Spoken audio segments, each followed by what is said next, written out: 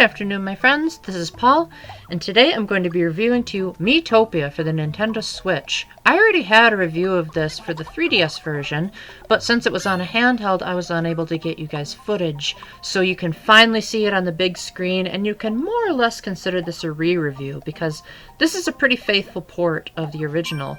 Now, I want to start off by talking about the changes made to the Switch port, just in case you're wondering if you should be double dipping. So one of the biggest changes would have to be the updated Mii creation tool. Now, if you want to, you can still use the standard tools that are available with the Switch's system Mii Maker. However, you also have the option to give the Miis wigs and makeup. Now, I haven't really experimented with this a whole lot because I'm not really a DIY type of guy. I still haven't made a level in Mario Maker, if that tells you something. But I do think that's great as an option for people that think that Nintendo's options are too limited and they want to make more sophisticated creations, such as Monokuma from the Danganronpa series, or from what Nintendo Life has told me, they even managed to make Kazooie from the Banjo-Kazooie series. Essentially, it kind of feels like an extension to the Everyone is Here mantra in Super Smash Bros. Ultimate, as you could hypothetically even have characters from other franchises that aren't yet on a Nintendo system. I mean, I have seen Joker as a character, so maybe Persona 5 will eventually get on the Switch, and then that can be justified. The other big change is that you get a horse as a party member. Now, this honestly feels like just another extension to your party, albeit a silent party member. What you do is that while your party is staying at an inn, the horse stays in a stable, and you can pick one party member to sleep in the stable with the horse, which increases your bond with them just like you would with each other in the main game. And if your bond is high enough, the character and the horse can work together in battle and sometimes traveling on the map to deal extra damage and have certain perks in battle. For instance, one of the earliest moves you learn with the horse is a mounted attack, where your character can attack the horse while riding on their back, or the horse can kick the enemy. Later you can learn stuff like making the horse shoot fire from its nostrils, or traveling really fast when you're on the world map to speed up the time it takes to get from one battle to another.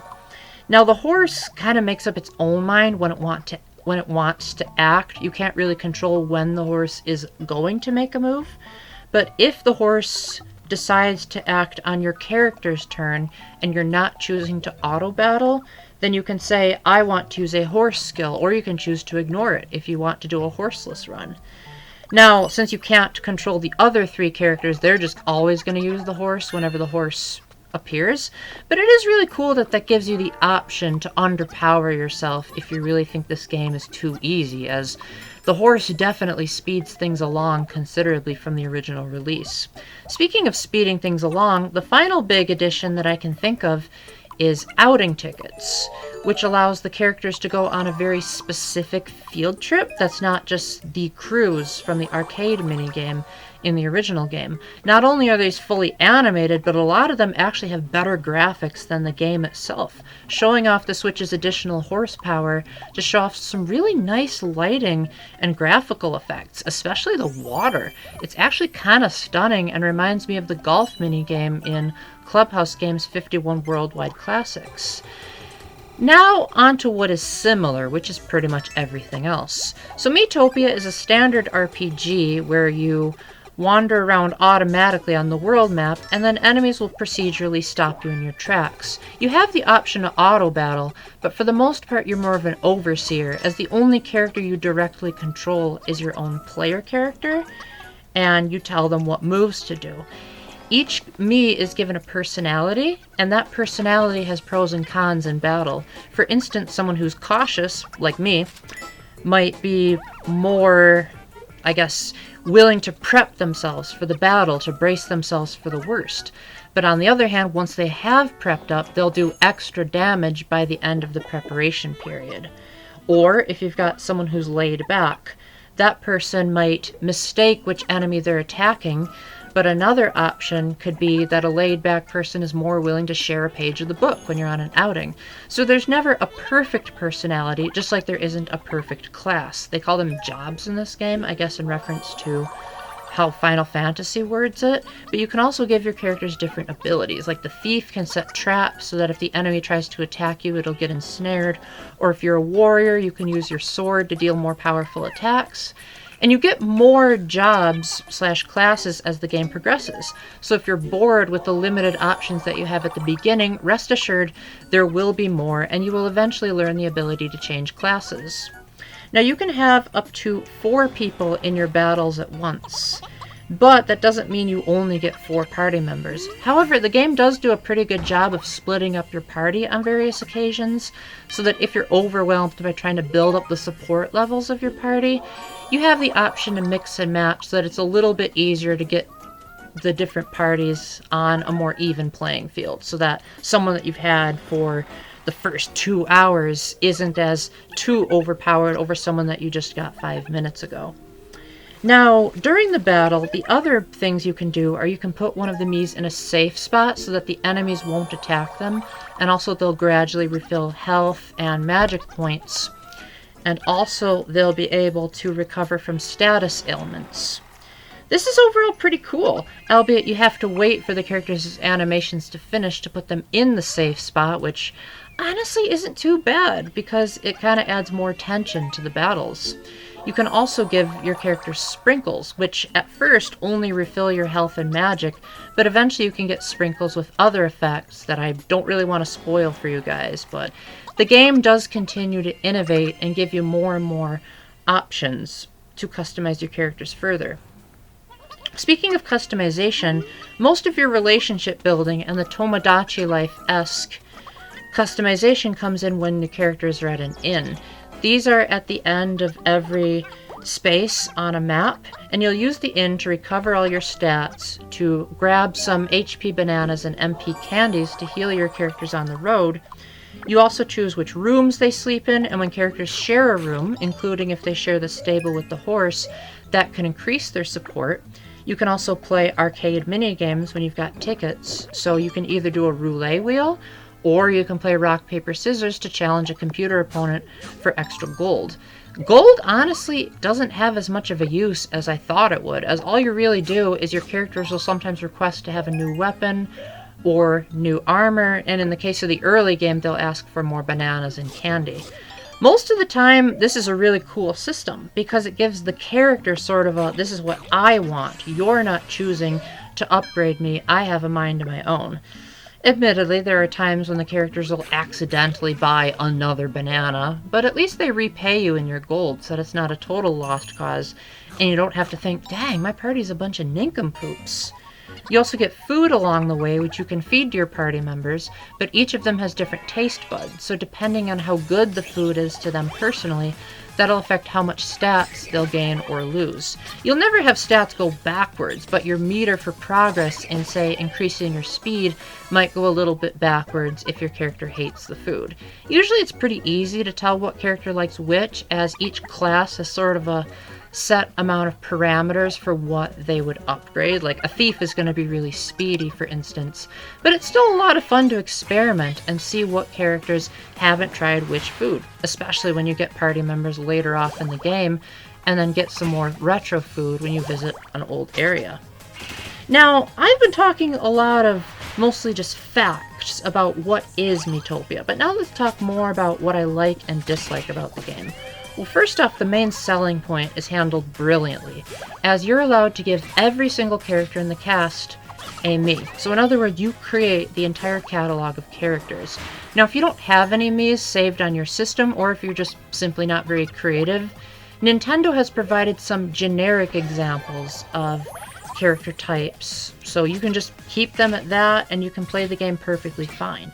I don't know why you would play the entire game like that, though, because I would like to think that if you're investing in Miitopia, it's because you like seeing familiar characters in these fantasy-style roles. I mean, I think it's a really genius idea that maybe I could get my sister as a playable party member.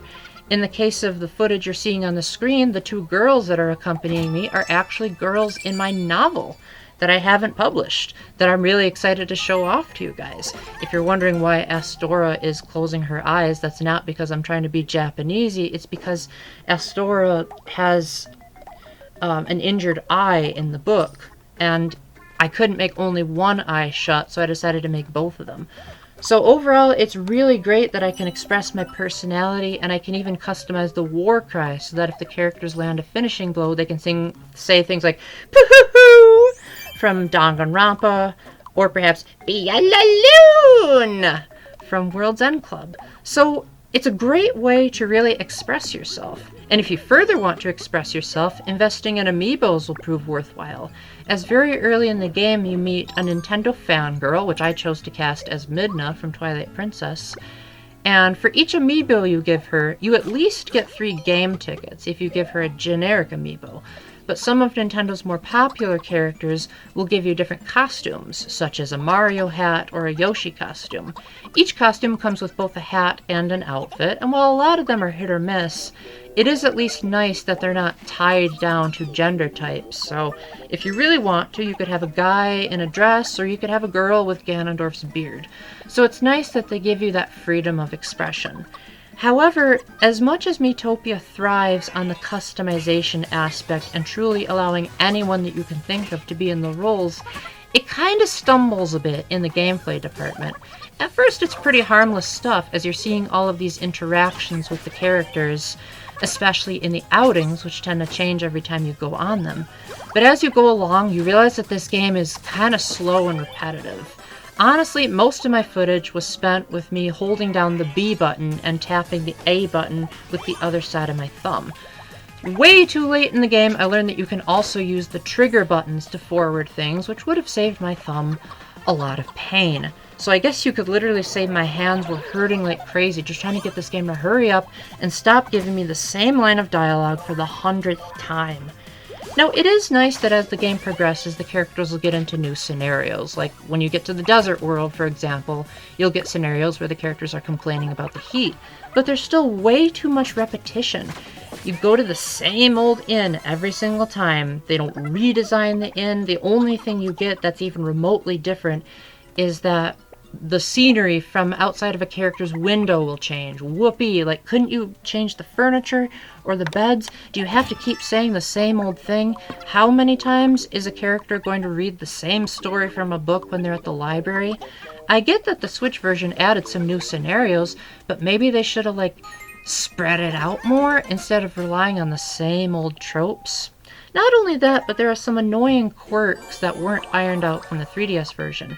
Characters can get jealous of each other if they happen to look through the window and see certain party members bonding. This jealousy can have negative effects on the battles and could impact your strategy, which is really annoying because you have to wait for the characters to forgive each other instead of kind of just, making a choice.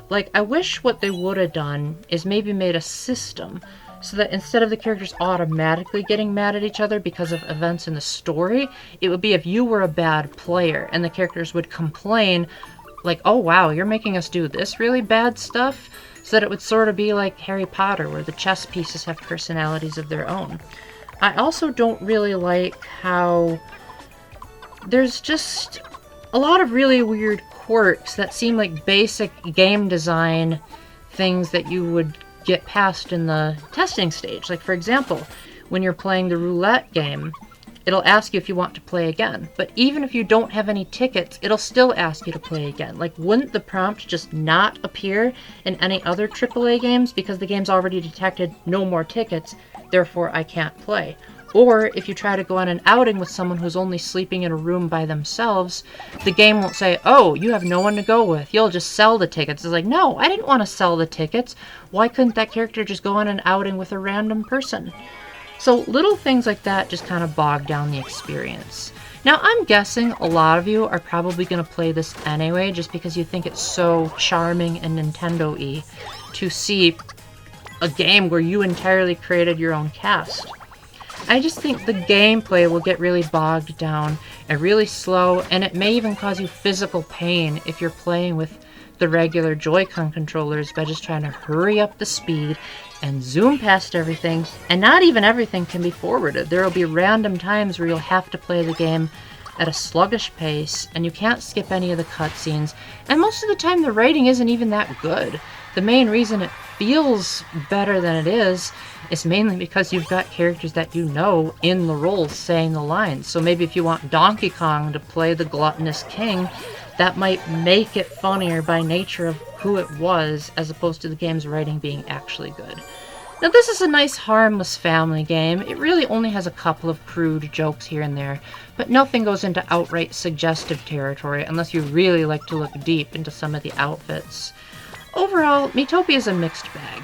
On one hand, it's an okay enough expression tool, and it's not a broken game by any means. It runs well, and it has some nice graphical flourishes, and the music can occasionally be really charming and feel like some of Nintendo's Street Pass Me Plaza efforts. However, prepare for a game that takes a very long time to get through. I think it's actually even longer than the 3DS version, because I think they extended the ending. So expect to be playing this for a very long time, and there's even a post-game if you decide to buy it for yourself. I personally think that you should rent this if you're not sure about this concept, or if you think the footage I'm showing you seems a bit repetitive. But if you decide to pick this up, I would wait for it to go on sale unless you're really going to be a completionist. If then I think $50 is probably getting your money's worth. But I would say with how repetitive and sometimes obnoxious the game can be, I would say wait for it to go closer to $30 would be my recommendation. So with that, thank you very much for watching. Please let me know in the comments if I missed anything and what you think about the characters that I created. Like I said, all of the characters in my party are based on characters from the novels that I wrote. So if you guys are interested in knowing what my fantasy world is like, let me know and maybe I can see what Miis you made. So without further ado, keep the faith, stay epic, God bless, and I'm really excited to see what creations you guys can come up with. Bye!